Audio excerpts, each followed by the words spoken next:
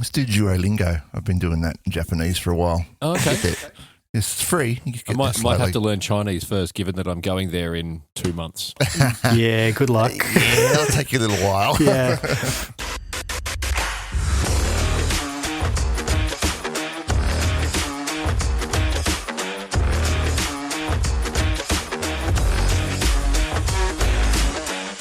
Welcome to GCP Bytes, episode number 18 for Friday, the 6th of June, 2025. GCP Bytes is a podcast where we discuss Google Cloud and tech. And I'm your host, Stephen Bancroft. On today's show, VO3 blows everyone away. Google beefs up its sovereign cloud. VMware Cloud finally has an update. Plus, a good AI stories. Find out in the AI wars. But before we get to any of that, I'd like to introduce the co-host of the show, Dave Wall. How are you, Dave? I am great, mate, and nice to talk to you on a Friday for a chance. Yeah, sorry, we had to push the recording back a little bit, but we're good. We'll get it out, like we always do. And our very own GDE, Ian Brown. How are you, mate? Good. He doesn't care how I am this morning. He is here. Yep. That's all that matters. How are things up there in sunny Queensland? I'm going to go out on a limb here and say it's a little bit chilly. Which is you're actually wearing a vest. I'm wearing a vest, which is outrageous because I never wear jumpers ever. Like See you remember, we're out in Winton and it was like 2 degrees and I had a vest on. Yeah, that was that's what it takes.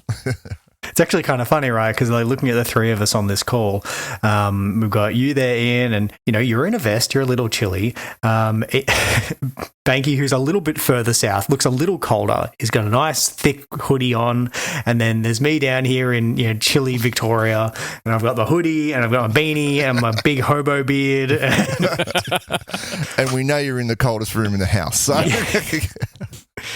Yeah. So we need a Tasmanian co-host who'd just be sitting here. You wouldn't get anything out of him over the teeth chattering. It's just a whiteout screen. Yeah. It's just a big frost.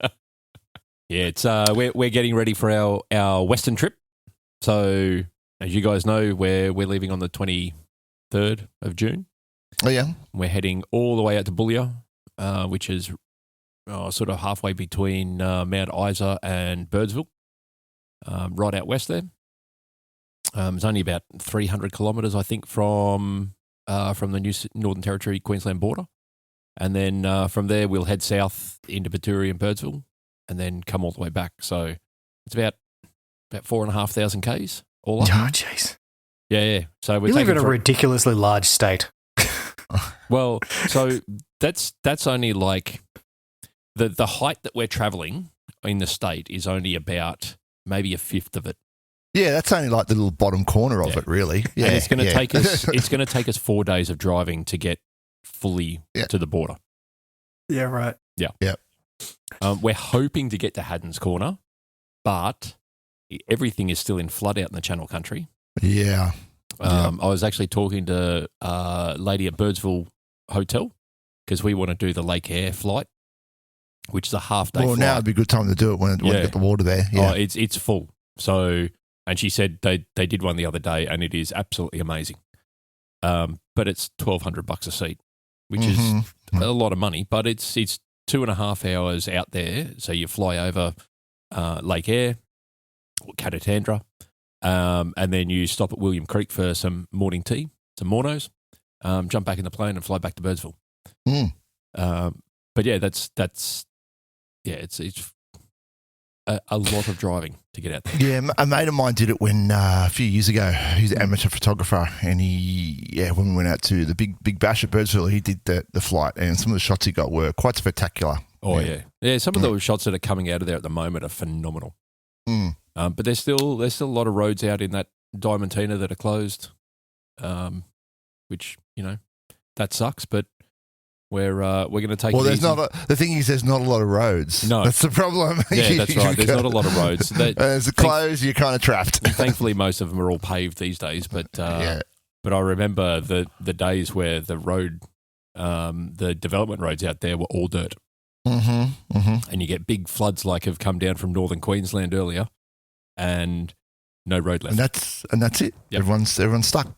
And this will be like the first like really, really big trip with the new four-wheel drive and the new caravan. It'll be the first trip with the new four-wheel drive and the new caravan. Like the trips that we've done previously with it have just been, we're going down to the local camping spot and we're just going to pull up away stuff sort like of stuff. That's 20 Ks away, 30 Ks away. This is, we're driving for 4 hours on our first day just to get to Billawheeler. And then we're staying in a caravan park because reasons. Because when you get out further west, there ain't much. No. So you may as well. We're the second day we're driving, I think we're driving for about 7.5 hours solid driving. So it's a little bit like Banky that day that we went from Atherton all the way to Winton. Yeah. That really big day that we had on the road. This is going to be the same. Our second day is going to be the same because we're going to Lara Wetlands, which is a spectacular spot. In the middle of nowhere. It's south of Barcaldine. But yeah, it's going to be... Use that tone with me. Hey. Sounds like you just swore on the podcast. Yeah, wait till we get some of the other names in the country. But yeah, so Lara Wetlands is gorgeous. It's this massive big lake in the middle of nowhere where there shouldn't be a lake. But you won't, you taking any reading material with you? You won't be taking any Linux format magazines with you? I will not be sadly, I will not be taking a Linux format magazine with me. No. Or you might take the last edition. Yeah, well, I could do. Yeah, no, sadly, Linux format is done. They've closed up shop after 25 years. Yeah. Issue number 329. Yep. Yeah, it's a really sad day. I remember when Linux Journal closed up shop. I've got all of them. I've got to download the latest version of Linux format before we go because, I'm going to need reading material. That's it. But yeah, it's a sad day when magazines like this shut up shop because I remember them. These are the sort of magazines that got me into Linux back in the 90s. The big disc pack, the 5-disc pack, of Red Hat on the front, yes. Yep. Yeah, I had the, and I'm pretty sure it was Linux format that had Red Hat 5.2. That's the one. It was 5.2. Yeah, and it was a CD, which is one CD, and that was it. It was fantastic. Yeah, and then they slowly got more and more elaborate. Yeah. Yeah, it's it takes like not Linux format, but like I remember my dad always having like the PC user subscription. Same thing, going in, you get the disc every month, and it's like, what's on there is lots of the little shareware games and demos and things to do. Yeah, certainly was one of the things that helped get me into tech. Oh yeah. Yep. Did you ever get PC Market magazine? It was basically a trading post for PC parts. Oh, no, you got the Green Guide, and then the Green Guide said like, there's the computer swap meet, and that rotated around various town halls. Yep. And it's funny because like I remember Dad, he bought. This was an extravagant purchase, and I remember we went to the swap meet, and he bought Pentium 2, I want to say it's the 400 megahertz one or 200 megahertz. It was whatever the top one was. Within 400, yeah. And it was like $1,100. And it's like, this is the most amount of money. Speaking of, so the latest version of Linux format has an article on escaping Windows 10, right? Which is fantastic and ironic because KDE have just released the most brutal ad about Windows 10. It's all about how Windows is going to, just kill you off and force you to spend money on a new PC because you can't upgrade to Windows 11 on this PC, and you should move over to Linux because KDE is the best distro out there. And I was reading this article the other day about it and just went, that's pretty blunt. Like, I've seen some blunt ads in my life, but that's pretty blunt. There's only one thing they're saying in that ad, right? Yeah, that's exactly right. Well, I'm on KDE now. I love KDE. It's great. Yeah. Did you guys see that video? You guys see that video I sent you during the week, Lord of the Stars? Oh man, these VO3 videos that are coming out, They're insane. like even in the first weekend after the release, has shocked me. I was so confused. Yeah. There's not even a tell. Like you can't even, most AI videos have some sort of tell in there. You can see the fingers or something's not quite right. It's just you can't. I mean, like the latter part of that video, the physics get a bit janky when like the X-wings get involved and things but all the people interactions. But even that video we saw earlier that had a dude interviewing a whole heap of people out on the street. That was completely AI generated, and you were like, "What this is a YouTube reel." That's like it's a YouTube short. I think with like the one that was on the street is because there's so much just vapid interview / prank content on YouTube. Yeah. Like there's so much and all of these people, you're mostly getting people who are interviewed who are like drunk. It's just like, well, there's nothing highbrow coming out of any of this. And so, of course, an AI can easily rip it out because... Yeah, it truly is AI slop. This is what we're training AI to do. Pretty much. Mimic drunk humans.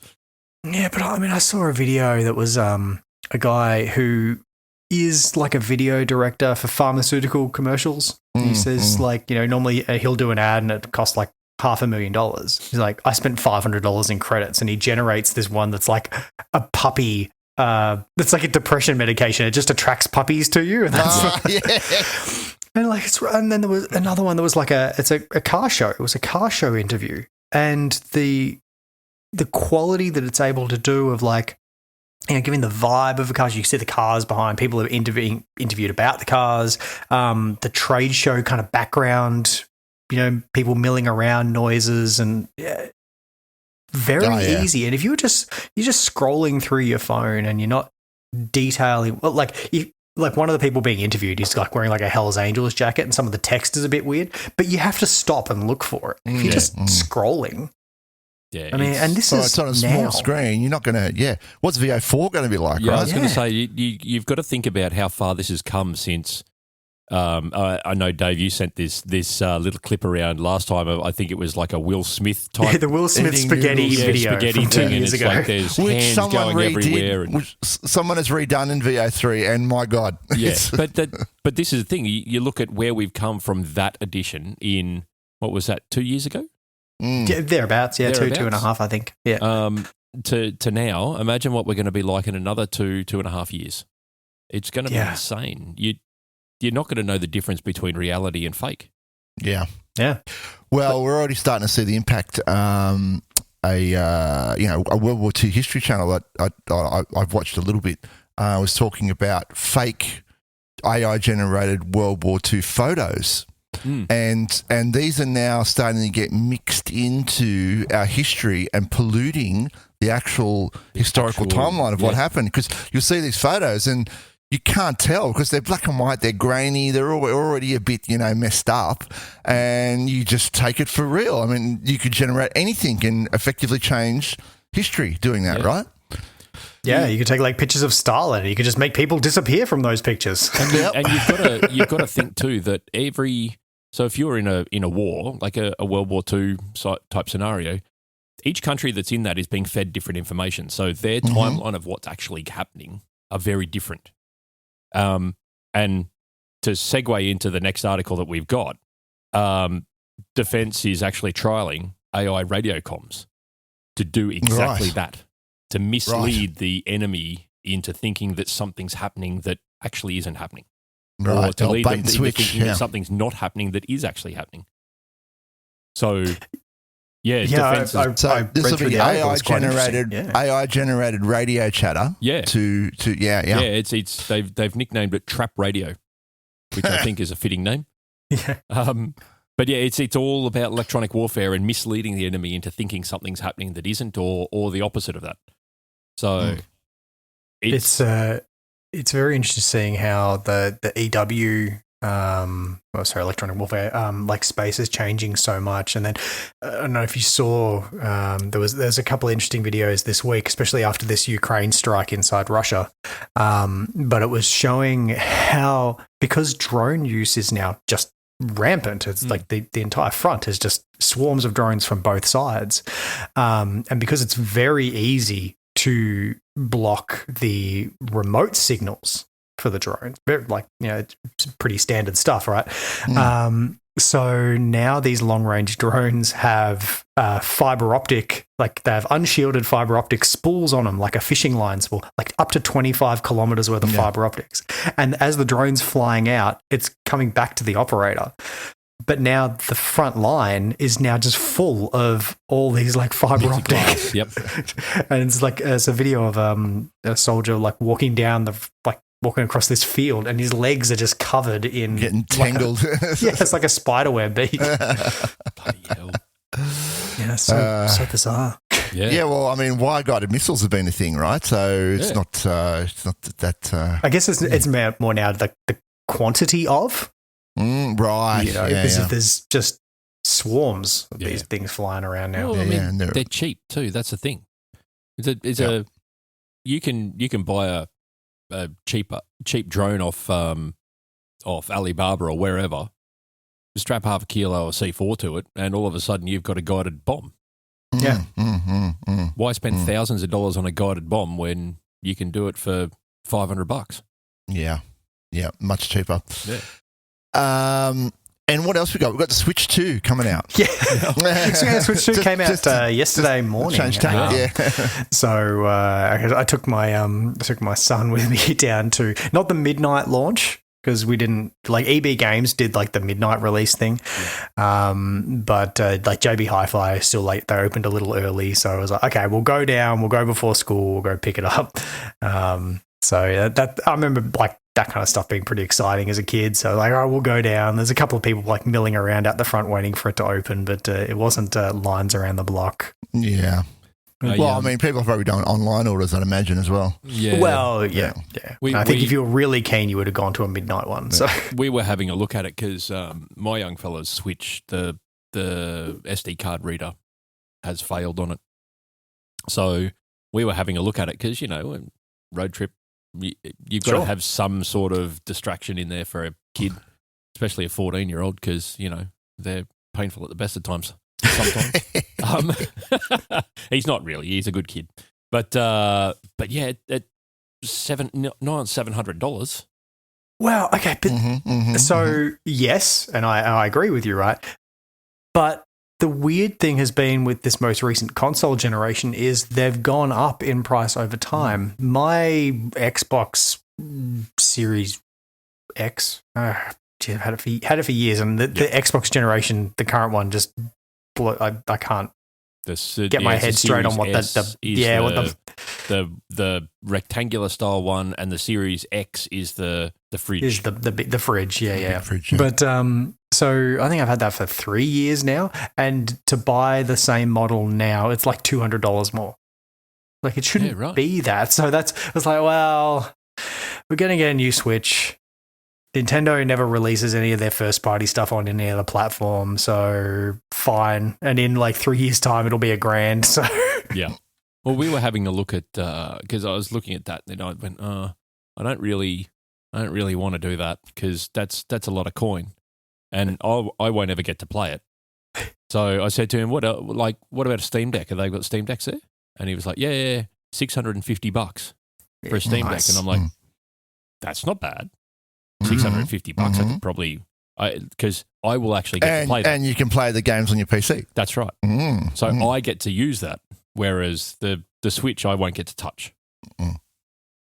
The Steam Deck's really nice. But we were having a look. I was like, oh, okay, if they're $650 brand new, like I'll shell out for a brand new one. But I wonder what they're, because money's not flush at the moment because we spent so much money preparing for this trip. So I was like, oh, well, what about a second-hand one? So he jumps onto CEX or one of those websites, $1,000. What? And I'm like, I can buy a brand new one for $650. how is it $1,000 second hand? Well, yeah, but it's got my greasy Cheeto fingers on it. Can't put a price on that.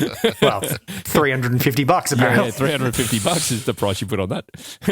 These are artisanal scratches on the screen. Yeah, so we might just be getting a brand new one. Yeah. Let us know how you go with that. You've got SteamOS as well. I think that you can download that now and install it on various devices as well, which apparently is pretty good for gaming. So, but besides that, I'm sitting a cert on the 16th. It's the Pro Security Professional. So you've just done the network one and now into the security one, yeah? How you feeling? Yeah, they always go back to back, yeah. If I was to sit it today, I'm woefully underprepared. But I always say I'm woefully underprepared. And then you pass it. This is Bakey's season of certs.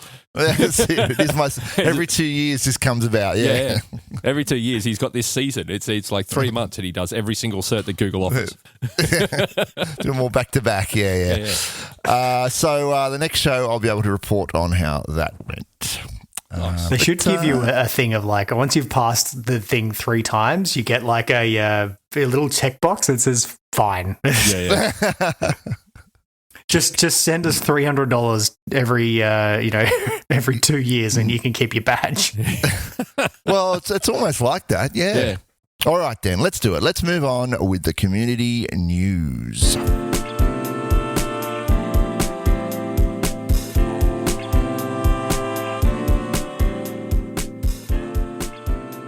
Okay, Ian, it's your part of the show. Well, it's become your part of the show. Tell us what's going on show, isn't it? Yeah. With GDG. Yep. Yeah, so GDG Brisbane, the guys up here in Brizzy, Google I/O Extended meetup is happening for Brisbane AI and Mobile. It's happening at QUT Garden Point campus in George Street in the city. That's on June 7th, so that is tomorrow at 9 a.m. So that's going to be a good one. If you haven't registered, links in the show notes, jump on. Sydney meetup for June has already happened, so we'll skip that one. Whoops. June the 4th. Oops. I hope it was good. Yeah, I hope it went well. Now, there's another one that's coming up is the Study Jam for Gen AI. It's run by Google Cloud Sydney, but it's also co-hosting with Adelaide, Brisbane, Darwin, Hobart, Melbourne and Perth. So every other GDG in the country. And how's that going to look, that co-hosting? Is it like again? So it's basically they're all running the same thing at the same time. And there may be some joint video that's going on there where Google actually runs the session themselves. But it's all hands-on learning via Skills Boost. It's happening on June the 15th at 10 a.m. And it's an online event. By the looks of it, yes, it's a virtual program for developers and engineers. Okay, so it'll be done virtually, yeah. Yep. So that'll be a cracker. GDG Melbourne has their June coding night. That is on June the 18th. And that will be at the Metal Group head office. By the looks of it, it's level 2, 452 Flinders Street. So that looks like the Metal Group office to me. And that says sold out next to it. Yeah, it does say sold out. Yeah. So you can actually register for cancellation tickets. So I see. Yep. Give it a wallop. But yeah, that's happening on June the 18th at 5:45 p.m. And then Build Your Own Event Planner AI Agent is happening with GDG Darwin at CDU Art Collection and Midpool Art Gallery in Darwin. They have the internet in Darwin? Yeah, they do. Right. Surprisingly, they do. That's on June 12th at 6 p.m. No, Darwin's great. I've been to Darwin. Darwin's a lovely place. I love it. Gets a bit warm up there in summer, but you know. Oh, yeah. Excellent. Well, they sound like some great events. Make sure you go and check those out. And if you went to that Sydney one on the 4th, just chuck us a comment or let us know how it was via our channels when I'll let you know what they are at the end of the show. Awesome. All right, then, let's get on with the news items.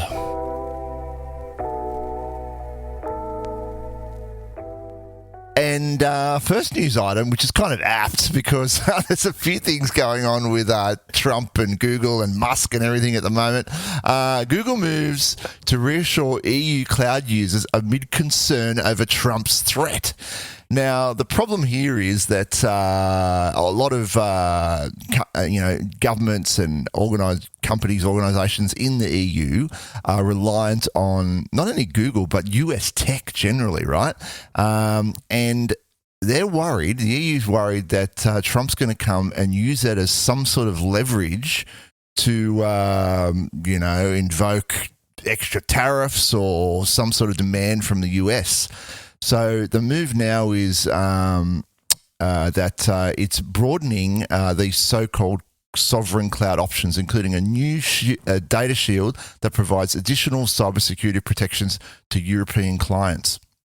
What do we think of this in these days and times? Look, I love the comment here. Hayat Gallat is Google's president of customer experience. She didn't name Trump directly, but she did say that tensions were creating anxiety in the world and customers were looking for options to manage their business. So she hasn't said that Trump's creating tensions, but no, they never will. No, but the implication is 100% there. Yeah, these globally uncertain times. Yeah, that's it. That's another way of saying the US president is cray-cray. Yeah. But look, I think it's a good thing that they're getting the sovereign cloud stuff. I know that there's a company over in France, I think it is, that runs their own cloud. Actually, I'm pretty sure they were mentioned. I think it's OVH Cloud. Yeah, that's them. OVH. Yeah. So they're huge over there, absolutely massive, and purely because they are sovereign. They're an EU only provider. You can't get them in America, in Australia, in Britain, anywhere else. Yeah, it's interesting. Moving aside from the Google piece, yes, you've got OVH Cloud. Hetzner is huge now. Yeah, they're massive. I had no idea who these guys were. I'm like, apparently they're massive, and everyone loves them because they're cheap. They were the big ones behind Pirate Bay. Well, the company wasn't, but that's where Pirate Bay was hosted for many years. Yeah. Right. So there's definitely, I suppose, putting aside the hyperscalers or the global hyperscalers, there is that opportunity for not just in Europe, but in a lot of different countries for their more regional data center players to be like, yep, we're here, we're in this border, we're within your regulations, we'll play ball. I could see that Google and, their peers, wanting to be like, well, now we're having to compete with that a little bit. So we need to have solutions that, whereas we can still get a piece of the pie in those countries. We need to have an answer to it, yeah. We need to have an answer. The article actually says, for defense, intelligence, and other sensitive sectors, which we all know what that means, Google also said it provided an air-gapped solution, which means client data does not have to be connected to any other network, which sort of is that's a perfect thing for defense, because I know in Australia, defense secret network, you can't get onto it unless you're on a special, well, okay, this is old data because I haven't been in defense for 20 odd years, but you can't get onto that unless you're on a special device to connect it to a special network. It's just the way it works. That's right. And as we'll see, Google is providing an air-gapped solution to German VMWARE, which is the German military. Yeah, so this is very interesting. I mean, the whole air-gapped solution, so it's taking the distributed cloud model, which has been great in that if it's like, okay, I want to use Google Cloud, but I need this data in my data center, either for privacy reasons or for latency reasons. I need it here, but I want to be able to manage it in a sort of cloud native way. Distributed cloud gave you that.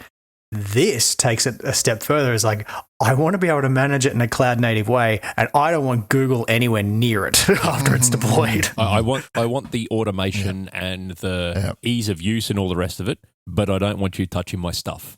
Yeah. That's sort of it. And BWI, who is the IT provider for the German Armed Forces, are actually running it, and they've called it P-Cloud BW because that just rolls off the tongue. Yeah, I'm sure it's snappy in German. Yeah. So, I mean, how do you update that? You just go in with your USB stick and Well, just, they've I don't know. and that's the thing. They have to manage the whole stack. Then, Yeah. it's your hardware, it's your data center, it's your networks. We're going to provide you the software for you to run, and that's it. Where it's hands off from then on. Yeah. So they probably do get like some sort of support bundle. Like obviously, I don't have a view of what it's like inside of Google and how they patch their environment, but yeah, they would be having to supply this to their these I air would gap assume solutions. that Google would be providing for situations like this, where it's air gap defense grade sort of stuff, that they would be providing sort of vetted ISOs or something of the likes that you can run on the machines. Yeah. That are like, you have to log into this specific portal, download the ISO, rip it to a disk, and then you can take it into your data center and put it. They run it through their checks. Yep. It's very interesting though. Yeah. It's I do find it funny in that it's like reading through their reasoning for this and one of them is that they're big SAP users. Yeah. Right. So their whole, which I find funny, I think of like defense needing an ERP, which of course they do, but it's interesting. And SAP has very specific requirements, and so it needs to run on like kind of Google Cloud services. Like, well, we need those, but we don't want it in the cloud. This gives them that capability. But there was a note in there saying that, you know, they still need to be like cloud first, and this gives them cloud first. It's like, yeah, but it's not really cloud. Like, yes, it but no. sort of is. Cloud's just someone else's computer, really. Yeah, but now it's your computer. It's somebody else's computer, but it's your computer. Your computer. Yeah, I guess in your data center. they could pick up all their infrastructure as code and run it on Google if they wanted. Yeah. So yeah, that's right. But yeah, that's rightly pointed out. Yeah, it says in here a key reason for choosing Google Cloud is that VMWARE utilizes SAP software for logistical and administrative purposes, which, like, you can run SAP on any cloud. So interesting why they chose Google, but I'm glad they did. All right. Well, I want to follow this EU sovereignty thing a little bit as Trump carries on with his tantrums as he does, and let's see where this goes because you know, it's going to affect everyone. Another quote I wanted to take out of the article there: sovereignty used to be a niche thing that applied to very regulated industries, but suddenly in the current environment, everybody's thinking about it. Oh yeah. So there's going to be more of an effect, I would say. All right, well, let's move on. And VMware. That's it, we're done. Talking about dumpster fires. Just VMware. That's VMware, dumpster fire. Let's go. Moving on. Dumpster fires, done. I like we should just have an actual segment in the show. We have AI Wars segment. We just have the VMware. Let's move on with the mark. VMware dumpster fire. So you swapped these around, Ian. What's going on here? I did. I swapped them around because one actually leads into the other one quite nicely. But essentially, Broadcom is dumping the lowest tier of their reseller program. So they don't want no small fish. Yeah. Well, no, but the thing is, they already shed so many people. Like it was already very difficult if you were a VMware partner to have retained that post Broadcom. You needed to have some significant scale. Yeah. And now even those people were getting the big A. Yeah. Yeah. Well, so VMware looks to slim down its partner base yet again. Yeah, that's right. So this is only affecting America, APAC, and Japan. All right? And why is that? Why Doesn't is Europe affect Europe? I wonder why. So Broadcom Advantage Partner Program for VMware resellers used to include registered, select, premier, and pinnacle tiers, and it now doesn't include registered anymore. And Broadcom states that this will enable them to focus on deepening our relationships with the partners who are committed to delivering the transformative customer experience around VMware solutions. But whether that's true or not is yet to be seen. I'm confused by Broadcom's tact here because they seem to be trying very hard to alienate every single player in the IT industry. And we're already seeing people jump ship to other solutions, right? Yeah. Well, yeah, but not enough to make a dent in their profits. Like they're beating expectations. They're thrilled with how their VMware acquisition has gone. Yeah, right? Because they put the price of everything put the price up 1,000%. Yeah, correct. I mean, and they don't see a care. huge jump in profit. They don't care if your 3-node cluster that's running your business switches to a different product. They do not care because we have 1,000 nodes, sitting in a Fortune 10 company, and they're paying the premium, and that's more than covering it. And So they've got the likes of the pay, ATO who have just spent another $90 million for the year in licensing. yeah, so it's just, I mean, they don't have to think about VMware from a 10-year horizon, right? It's quarters on quarters on quarters. We've acquired the product. We need to grow our profit, over the profit horizon. And that's all that they are worried about. And if it stops achieving that down the road, they'll ditch it. But surely they'll acquire Nutanix and then crank up Nutanix's price. I was going to say, surely the likes of Nutanix have got a massive play here. They've got to be able to come in and go, hey, look, we can provide you the same hyperconverged infrastructure that VMware can, but at half the price or 3/4 of the price. Yeah, they give them some sort of cross-grade price. Yeah, yeah. We'll buy your VMware licenses off you or give you a discount on your licensing so that you come over to Nutanix and move on with life. I think there's definitely been a big shift into that space, but those projects do take time, especially if you're deep into the VMware ecosystem. Nutanix has become friendlier now because so VMware, you had the flexibility of, yes, you had vSAN, you could go hyperconverged, but a lot of people found that they didn't really want to be all their eggs in one basket because shifting from one HCI environment to another is a bit more complex than if you've got a 3-tier infrastructure. Very easy to spin up new nodes and connect to the same storage, and then when you need to do storage, you connect the new storage and you move across. You could walk your way around. So Nutanix was only a HCI play.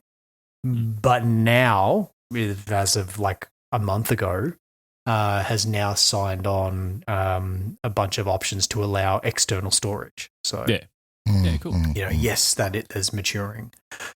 So we'll see over time. Yeah, it's an interesting play that Broadcom have made. I'm not sure how it's going to work out for the better for them. Like, I understand what they're trying to do. They're trying to reduce their cost of support to partners and all that, and only really keep the good partners.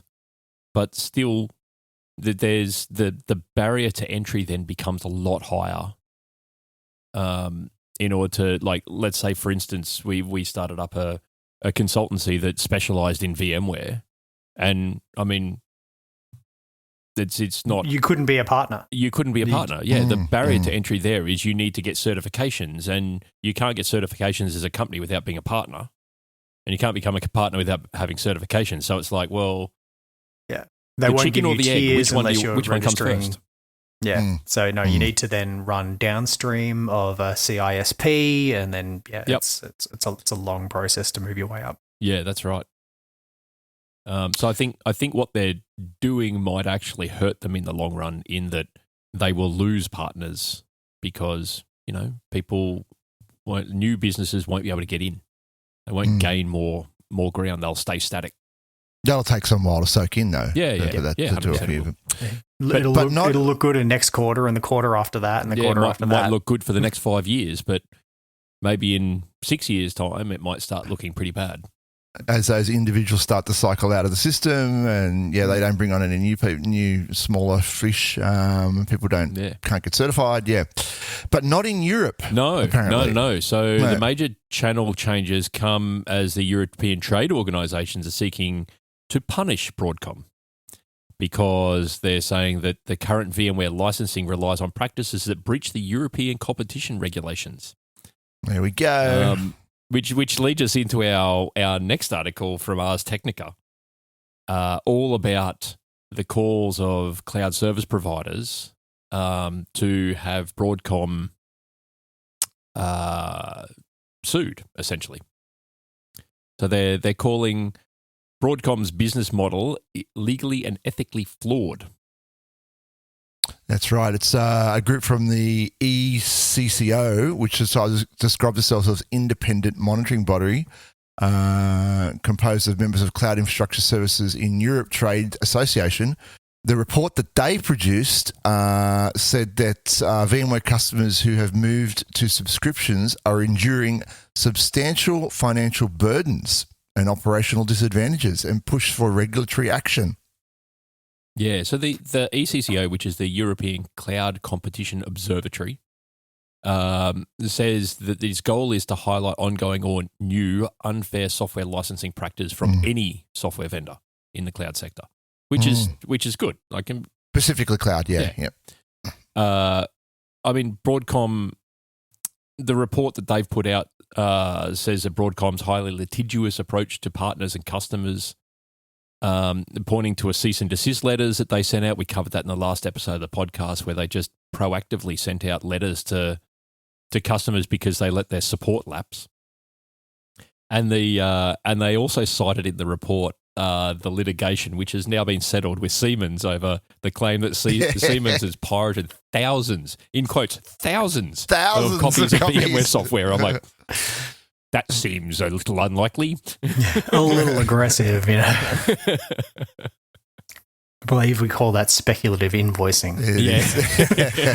Oh, jeez. Well, we'll see how that goes. I mean, this body doesn't sound like it has a lot of teeth. I mean, we do like to see, like, EU is generally pretty good with getting on top of this competition stuff, but this particular body doesn't seem like it has a lot of clout behind it. At least there's some pushback though, right? I mean... Well, I suppose if they take that...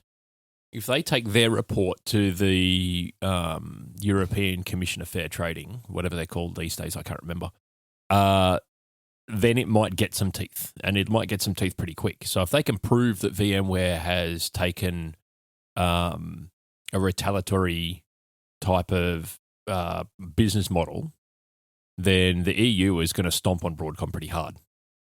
Sure. But we've then, seen it happen before. Yeah, I suppose for those of us. Me words speak good, yeah. So those of us not in the EU, knowing Broadcom, even if they do get whacked and they have to, you know, like this most recent change, like, okay, well, we won't implement that in Europe. They'll just do it, hit to us anyway. We'll cop it in Australia, they'll cop it in the US.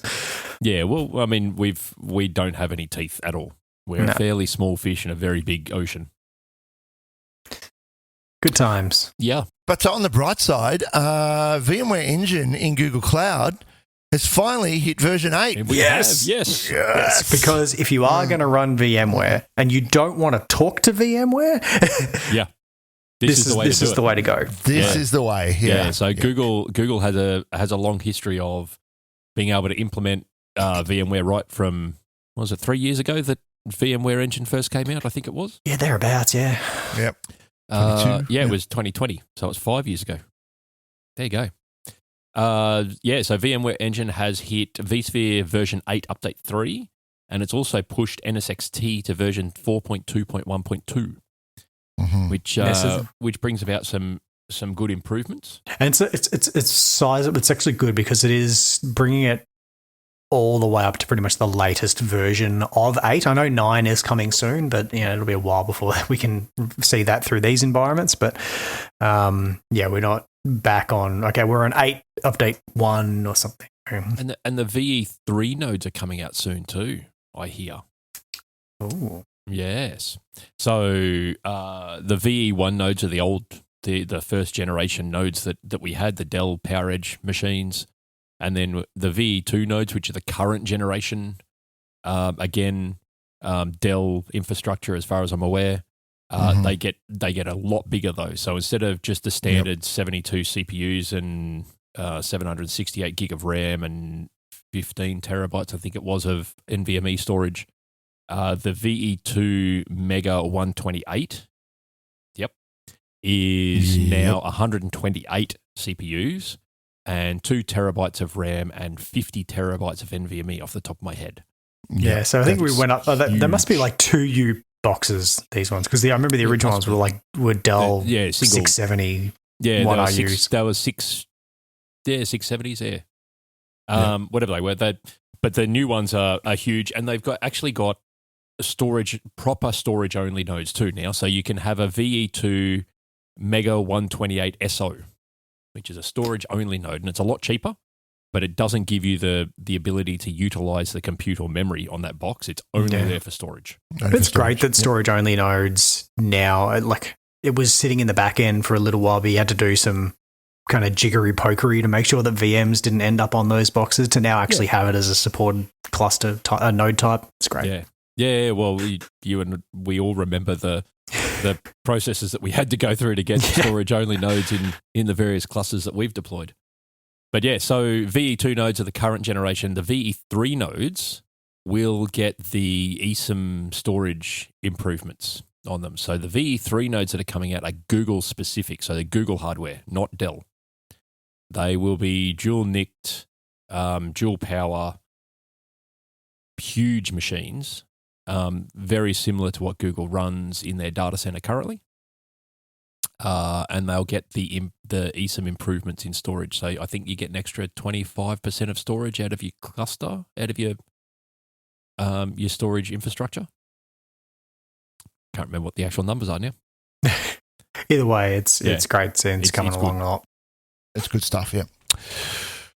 All right, well, can't wait to get my hands on that. The only bugbear I've got is that they specify that NSXT is version 4.2.1.2, but in version 4, it's no longer NSXT. It's just NSX. NSX, yeah. So no NSXV, no NSXT. No, they've dropped it. Just NSX. Right. Just a bit of rebranding. Yeah. All right. Well, another story we're following is the Google Antitrust story that's been happening. Google said it will appeal an antitrust decision under which federal judge proposed less aggressive ways to restore online search competition than the 10-year regime suggested by antitrust enforcers. This is an article on IT News. And the Dodge and a coalition of states want Google to share search data and cease multi-billion-dollar payments to Apple and other smartphone makers to the default search engine on new devices. Yeah, hasn't this been dragging out? It has been dragging on. Yeah.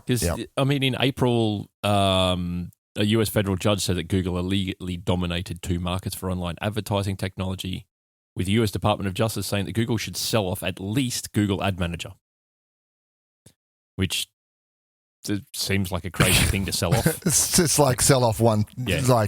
Let's sell off a tiny bit of the big pie that all works together and can't operate without each other.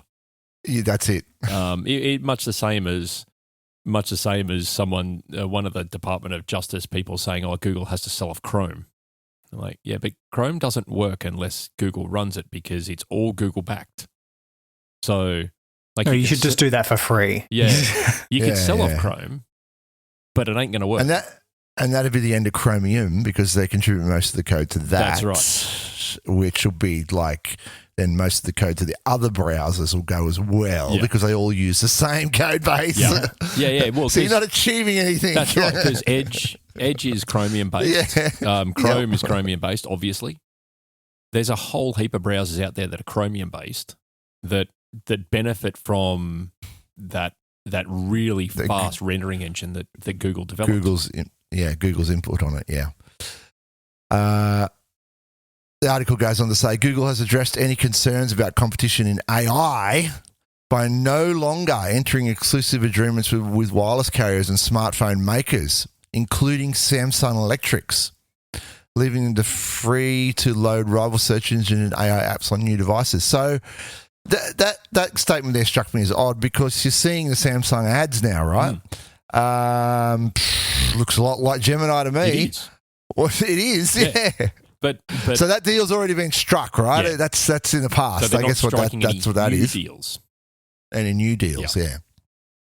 I don't know if they'd be interested, to be honestly. I don't know how much that's going to affect them. I don't know how long the Samsung deal's in place for, but who else is going to make a deal with them? But I've seen Apple AI, and it's it's a little bit like another article we'll cover later on. It's a little bit like Apple Builder AI.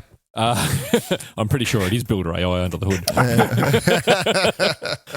hood. I've seen a whole heap of them out there, and they're nothing compared to nothing. Like you have a look at the top 3 AIs in the world, and Apple's AI doesn't come close to any of them. Actually, that'd be an interesting thing. They've got a lot of internal problems with AI and trying to get it out the door. YouTube video I watched a little while ago now, they went into all of this, and they were so late to the party. Yeah. I don't know how they're going to catch up now.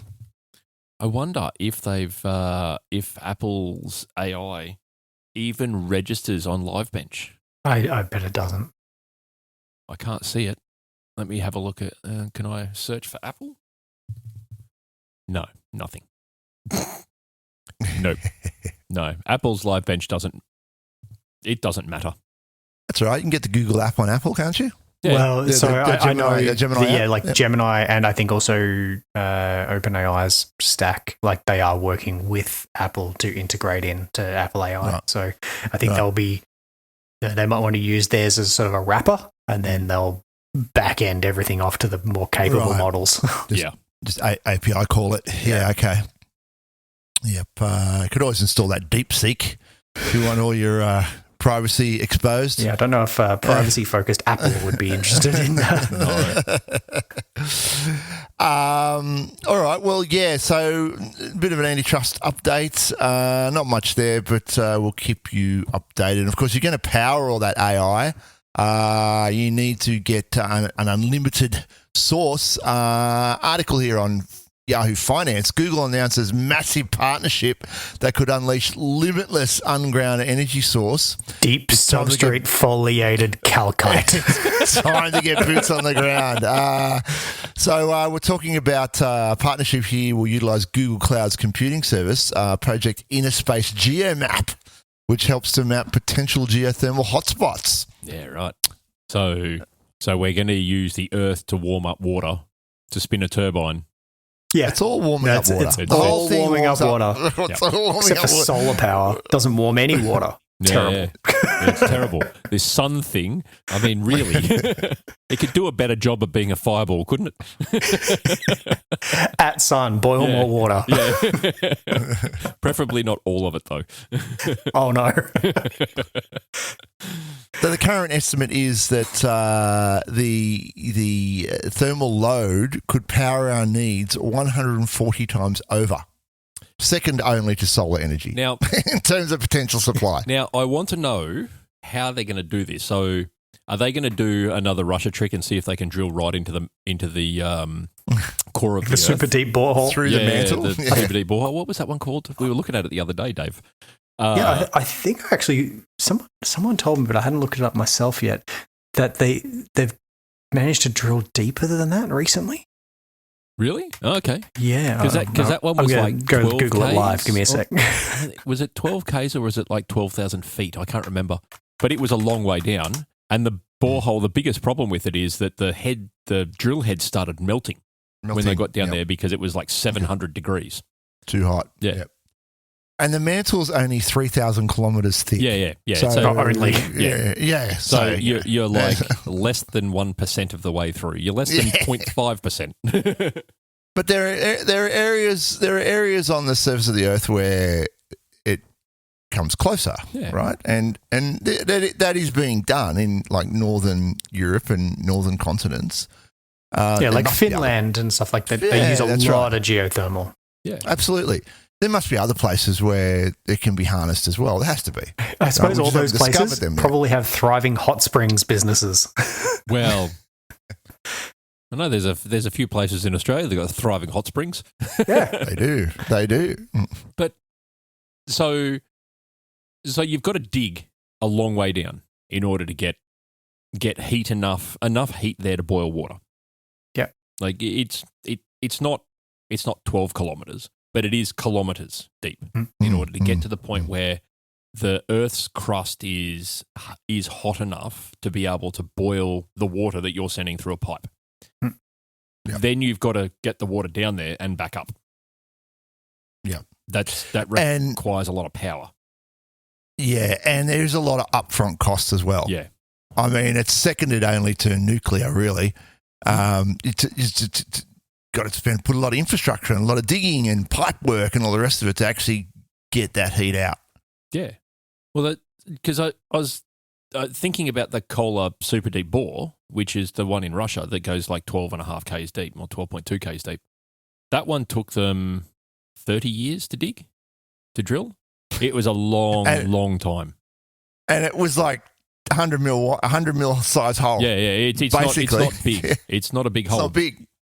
But it took them a long time to drill that. Yeah. So what you're saying, you don't like the chances of this project getting off the ground? Well, I don't like the chances of Google seeing a return on this for some time. Like they might put time into it for a dozen years and then go, yep, we've got it to a point now where it's actually generating power for us and we can do this over and over and over again, and we've got this massive amount of land that we've drilled boreholes all over, and we're just pulling heat out of the crust. But it's going to take a long time to happen. Yeah. I mean, I suppose if you think of it more as just an R&D project, it's like, well, it's hard to do. Maybe we can work out a way to kind of disrupt this and then make it more feasible. I'd love to see it happen. Yeah. And the project's just to map potential sites, right? So, yeah, you never know what's going to come out of it. I really would love to see it happen because I know in the UK they use a lot of geothermal to heat houses. It's one of the most common ways of heating houses and that's the most efficient, right? Because it's direct. Yeah, it's just there, and it keeps the house at a constant temperature because the Earth is always, when you dig down like 3 meters into the ground, the Earth is always at a constant temperature. It fluctuates by less than a degree throughout the year, so you'll keep the inside of your house at a perfect temperature all year round. Yeah, I'd love to see it happen. Though. It'd be far less unsightly than a whole heap of solar panels. Well, I don't know. I like it. Solar panels aren't that much a problem up in your house. Yeah. No, as long as they're on your house. While you're in your house, you'll be probably checking your Gmail. Yep. Upgrade your account while you're at it. Yeah, so I threw this one in this morning, and sorry for the late notice, lads. I was reading it this morning at about 5:30 and then went, we should probably cover that.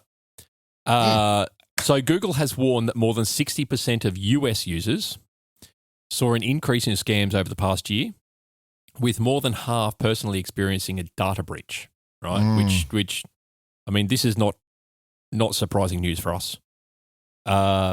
So what Google is saying here is that a lot of users are still relying on older sign-in methods, which is passwords and two-factor authentication, which, believe it or not, two-factor authentication is old school now.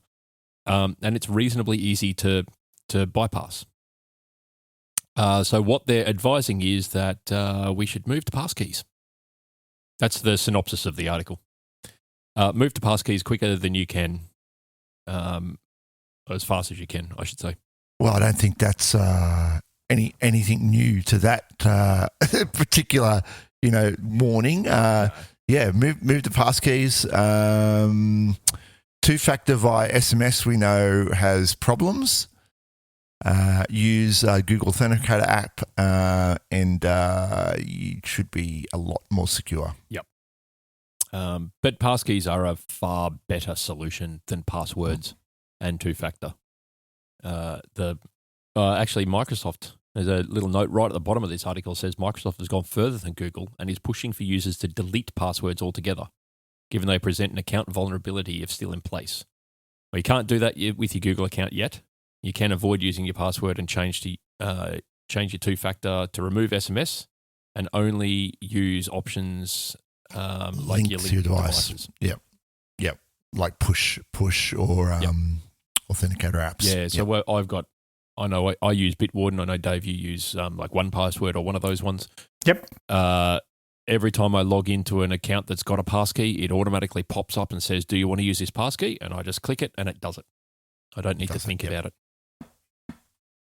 Yeah, I mean, they're nice because you can keep the same passkey and you use it in multiple locations. And that's a way to also, if you had a requirement to use a passkey for like a shared account, if you've got system accounts, things like that. And Very good. All right. Well, no security items for today other than that little bit, but we've got plenty of AI news. Let's get on with the AI wars.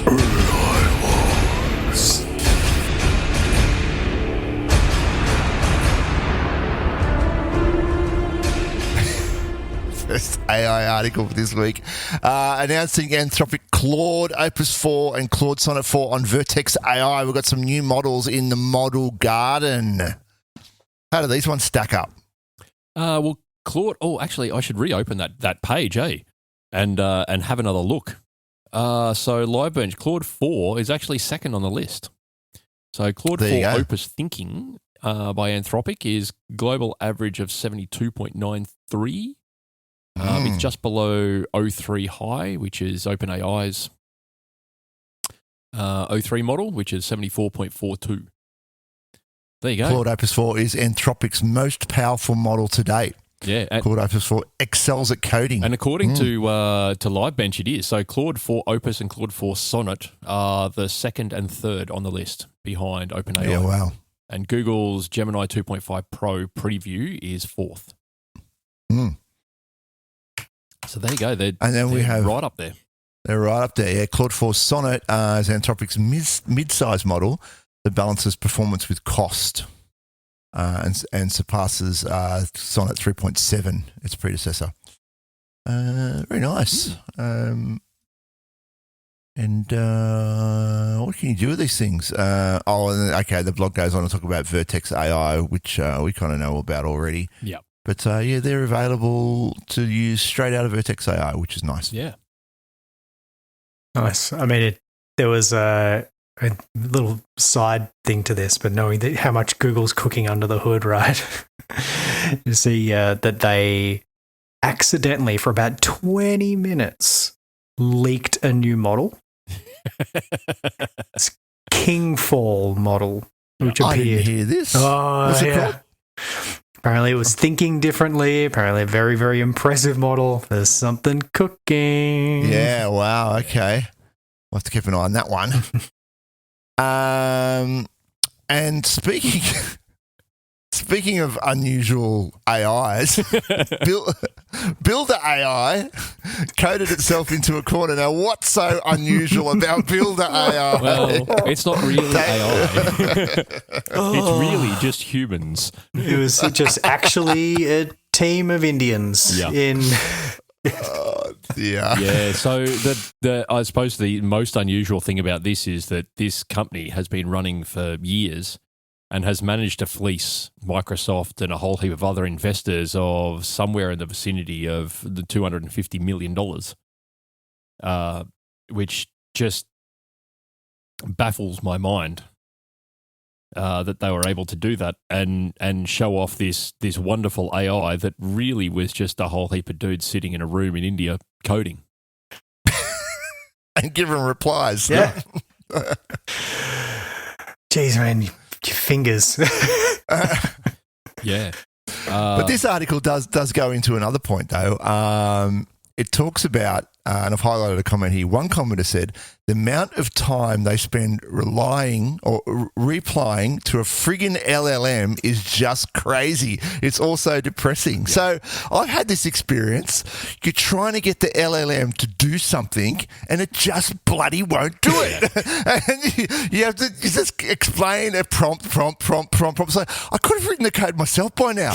Like this is where we're at. This is where the new courses come into their own, because it's all about you're not learning. The AI is not learning how to respond to you. You're learning how to talk to the AI. AI, yep. And so the AI technically is training you. You're not training it, because you're the one being trained how to talk to it. Right, because we're the dumb meat sacks.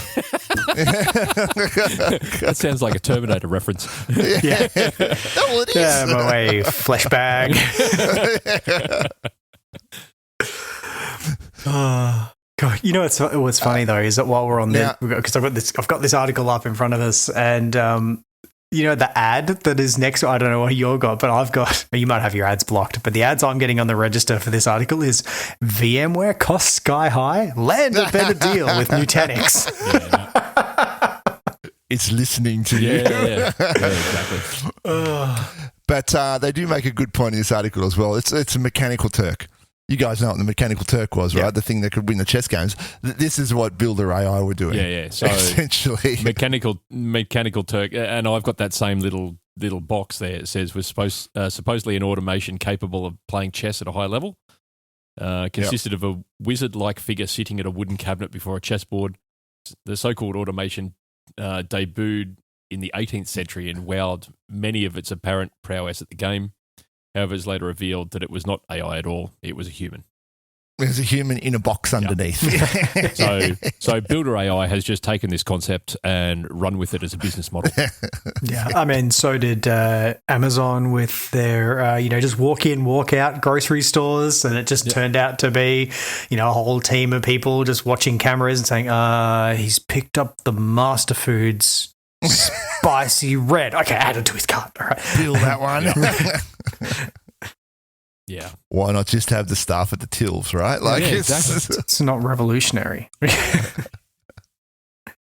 But I tell you what, going to the Reddit thread, a music thread on Reddit titled "My New Hobby: Watching AI Slowly Drive Microsoft Employees Insane," and there's some links to some PRs in there, and the comments are they're one for comments for the ages. It was hilarious because this article actually says last month Microsoft CEO Satya Nadella has boasted that 30% of the code in some of the tech giants' repositories was written by AI. So if the AI is driving developers crazy, you can imagine how many developers are going nuts at Microsoft dealing with AI-generated code. There's a serious question just for a minute. How long is this sustainable for? It's not, right? It's mad cow disease. You can't feed cows to cows, right? The whole system will just collapse eventually. I think the biggest issue that we're going to see AI is getting prey on illness. I think the biggest issue that we're going to see with AI-generated code is a lot of the code that the AIs are being, or the AI models are trained on, not just code, but a lot of the information that AI models are trained on is publicly available stuff. So you've got to think that people have created up to now. And so you've got to have a look at like the likes of Stack Overflow. The vast majority of the code examples that I see in Stack Overflow, I wouldn't implement if you paid me. They're great for examples, but they're not production. It's a starting point. It's a starting point. No, it's a starting point. If you don't understand a concept or know what to do, it's a starting point for something. That's the way I've used it. Yeah. No, it sounds like Stack Overflow's in the toilet, unfortunately, now. The traffic flow to that site since these models have come out, it's really dropped off a cliff. But where's the fresh input? There needs to still continue to be fresh input to the system, right? And new ideas need to go in there, and it needs to be refreshed. This is where I'm going. Circulating the same crud. So this is where I'm going with this: is we've trained the model on some potentially questionable information to start with, and we're going to get to a point where the model's training itself on the same basis that it started with. That's right. So the code that it's going to give, theoretically, is going to get progressively worse. Yeah, they do give this. There is a name for this. The name escapes me right now, but the AI boffins do have a name for this. Yeah, hallucination. Like model collapse or something. Yeah, model collapse. Maybe I'll ask Gemini. Ask the model what its nemesis is. But yeah, so I can see a point where we're not coding anymore as humans, and so the AI is doing all of that, and it's training itself, and it's putting in the same security flaws that we're seeing on the internet in code examples, and therefore we're going to end up with a whole heap of really insecure code. Well, I'm sure some pretty smart people are working on how we deal with that after the fact, right? I hope so. I really do. Yeah, they do. It's called collapse. It's called AI collapse. There you go. Yeah, all right. Well, let's just see how that pans out. I think it's scary, but it's exciting at the same time. Yeah. But a good AI. I thought this was a good AI. Just to finish off the show, this was a good AI story. The Trobe AC AMI supercomputer comes online. Now, this is a bit of a behemoth. Built with NVIDIA DGX H200 systems. The supercomputer is hosted at Next in Melbourne's northern suburbs and has been switched on about 9 months after it was promised. But what I thought was good is that the AI will be used to develop immunotherapies, cancer vaccines, medtech, and healthcare. Now, this is an area where AI will absolutely just boom. Yeah. There's just some phenomenal things you can do with it in this space. Yeah, definitely. And I think the biggest problem with this, with getting this supercomputer online, was just supply of the H200 chips. I think that's where that 9 month delay came from. But yeah, no, I 100% agree. I think AI has really got a good standing here in being able to understand medical data and then analysing it quite deeply, quickly. Yeah, because there's so much of it, right? We've amassed so much data. And I think we've really only scratched the surface of what can be fed into it. I mean, look at the whole protein folding thing, right? I mean, that got a boom just from the Citizen Science project of folding it. Like, you give that to an AI and have it doing it at exponential rates. Boy, yeah. So it said, the article actually says here, one of the first projects to benefit from AI processing performance of the system is a collaboration between Akamai and the Florey Institute of Neuroscience and Mental Health, researching the Niemann-Pick disease type C, a progressive neurodegenerative disorder in children, which I think is fantastic. But the amount of raw data that comes out of these sort of studies, you've got to think of the amount of data that's in DNA alone is unfathomable to a human, that a tiny little cell can store gigabytes of data. But here we are. I mean, in the 90s, it was when they were, decoding the DNA, it was a lot of data. But here we are. It's like we can store that now. We can manage it. We can deal with that amount of data now. But if you walked up to the average human on the street and said, "Hey, did you know that the DNA inside your body is gigabytes of data? A DNA strand is gigabytes of data," and they would be like, "No way, not a hope." No, it is, but it is, and this would be talking in petabytes of data. Yeah, we've got the computing power now to deal with it. And the H200 chips are well and truly placed to just crunch all of that data and not worry about bias in it or anything like that. It's just they're looking at pure numbers. Pure numbers, yep. I think this is fantastic, and it's really going to push some of this area forward. Think of the amount of data that we've got on cancer research, and all the blood samples we've got, and all of that can be used and fed in there. And boy, that's really quite exciting. I'd love to see a day where cancer has gone the way of polio. You get vaccinated against it, and you'll never get in your life. Yep.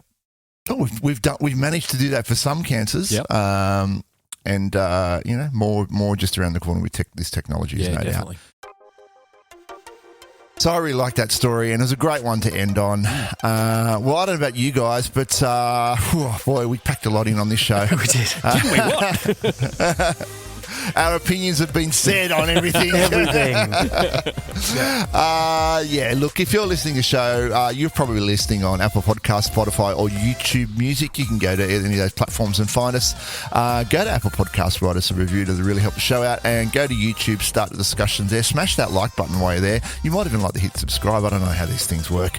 And you can contact the show, contact@gcpbytes.com.au, and you can find us on the web, www.gcpbytes.com.au. And of course, today's sponsors are Hivetech Solutions and Mantle Group.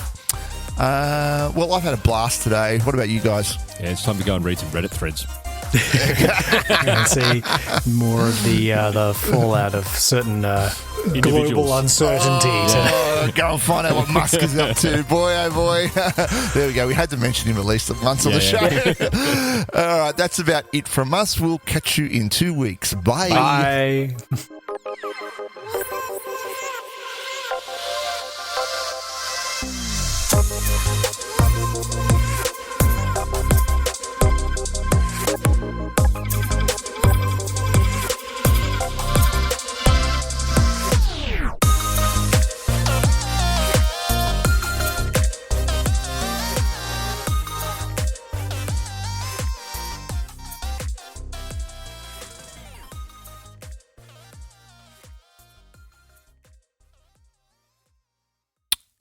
Hey, sorry, can I just completely interrupt for a second because I just happened to check my phone.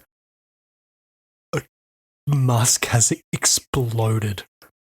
And now Trump's pulling, trying to cancel contracts, and now Musk has just come back saying he's going to scrap Dragon. Yeah, I knew there was something boiling. Yeah, I saw it last night. I saw it a few things earlier this morning. I only just saw the Dragon thing now.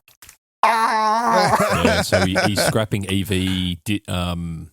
So there's an EV discount that the US government is giving to Tesla. So Trump's scrapping that, and it looks like he's going to scrap the contracts with SpaceX as well. Fuck me! Oh my goodness! The dumpster fire has some fuel added to it. I thought Musk was sort of just going to disappear and vanish into the background. They've had a stoush now. They had an argument the other day because I don't know what the argument was about, but it sounds as good as anything. I mean, because everyone he can't maintain Trump can't maintain relationship. It's been amazing to see how long it's taken, but now it's run its course. Oh my goodness! Anyway, whew. Dave over here is trolling the news while we're trying to record a podcast. You've just given me some good outtake material anyway. Yeah.